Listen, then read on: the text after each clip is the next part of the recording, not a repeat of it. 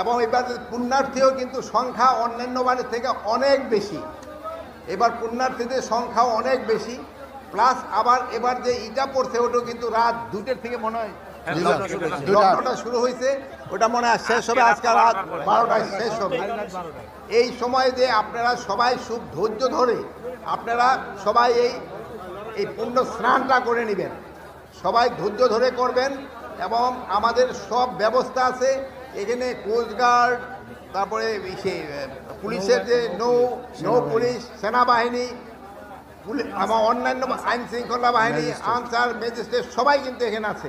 আপনাদের সবাই কিন্তু আসছে আপনাদের সেবা দেওয়ার জন্য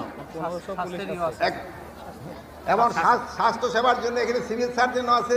আপনারা দেখছেন যে ডিভিশনাল কমিশনার সাহেব আসছেন, ডিআইজি পুলিশ আসছেন, ডিসি সাহেব আসছেন, তারপরে এসপি সাহেব আসছেন এবং প্রায় সেনাবাহিনীরও 7 ফিল্ডের সিউ সাহেব আসছেন এবং হিন্দু মুসলিম সবাই কিন্তু এখানে কাজ করে। আমাদের এখানে কিন্তু কোনো ধরনের কোনো ভেদাভেদ নাই, হিন্দু মুসলমান বৌদ্ধ খ্রিস্টান এখানে কারো কোনো ভেদাভেদ নাই। আমরা এখানে সবাই আমরা বাংলাদেশি এবং বাংলাদেশি হিসাবে আমরা এখানে কিন্তু সবাই আসছি এবং আমরা এখানে একটা পুণ্য স্নান করে সবাই আপনাদের আপনার পূর্ণ সব সময় থাকতে পারি, এটার জন্য ব্যবস্থা করা হয়েছে। আমি আপনাদের সবাইকে ধন্যবাদ দিই।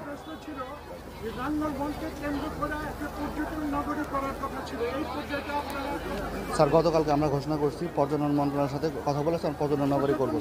এটার ক্ষেত্রে আপনাদের মনে হয় ডিসি সাহেব গতকালই ঘোষণা করছেন পর্যটন মন্ত্রণালয়ের সাথে আলাপ করে এটারে পর্যটন কেন্দ্র কিভাবে করা যায় এটা।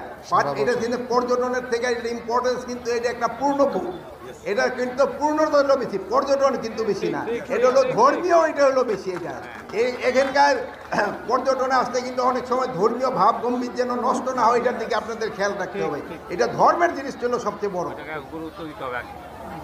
আর কারো কোনো আমরা দেখতে পাচ্ছি যে আজকে কথা বললাম, যারা এসেছেন সবাই বলেছেন পরিস্থিতি খুবই ভালো, আইন শৃঙ্খলা নিয়ে তারা সন্তুষ্ট। তারপরও আমরা দেখি যে সামাজিক যোগাযোগ মাধ্যম এবং ভারতীয় কিছু মিডিয়াতে বিভিন্ন ধরনের গুজব ছড়ানো হয়, এই বিষয়ে সরকারের অবস্থান কি? আপনি নিজেই বললেন যে পরিস্থিতি খুবই ভালো এবং আপনারা এইটা যদি প্রচার করেন কে কোন মিথ্যা সংবাদ দিল, এটা কিন্তু অটোমেটিক হয়ে যাবে। কোন টিউবে কোথায় কি বললো, অনেকে আছে যে মিথ্যা সংবাদ দিলে হয়তো লোকজনে বেশি হবে, সে পয়সাটা বেশি পাবে, এই জন্য কিন্তু অনেকে কাজ করে। বিদেশি মিডিয়াও হয়তো আমাদের দেশে যাদের সাথে সম্পর্ক ভালো, তারাও অনেক সময় চায় যে একটা মিথ্যা সংবাদ দিতে। বাট আপনারা সত্যি সংবাদ দিয়ে তাদের এটারে আপনারা কাউন্টার করবেন এবং তাদের সেই সময় তাদের মুখে চুনকালি পড়বে। আমি আশা করব আপনারা সত্যি সংবাদ দেন। আমি আশা করব আমাদের যদি কোনো ভুল থাকে আপনারা বলেন, আমার কোনো আপত্তি নেই, কিন্তু কোনো মিথ্যা সংবাদ দিবেন না। অন্যরা যেরকম দেয় এই জন্য কিন্তু আপনারাই বলতেছেন যে অন্যরা মিথ্যা সংবাদ দিচ্ছে, আপনারা সত্যি সংবাদ দিবেন, এই জন্য আপনাদের আমি ধন্যবাদ জানাচ্ছি।